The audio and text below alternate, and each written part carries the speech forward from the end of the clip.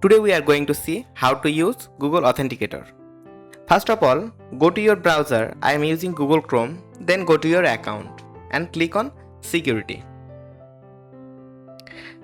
After that, you have to go to two-step verification and click on Get Started. After that, you have to enter your password. After that, you have to click on Next. Here, you have to click on Continue and use another backup option. Then click on Next and I have my codes. After that, you have to turn on two-step verification.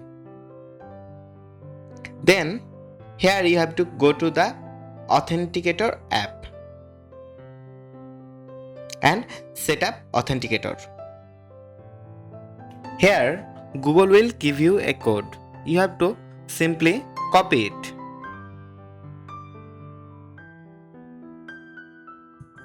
After that, you have to go to the Authenticator app.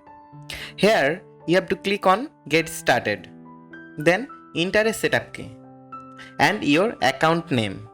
I am giving the account name and the key you have copied. Select the type of key is time-based and click on Add. Then you have to add account and simply copy the code and go to your browser. Then click on Next and simply paste the code and verify. Here, Google Authenticator has been added to your account. So that's all about Google Authenticator.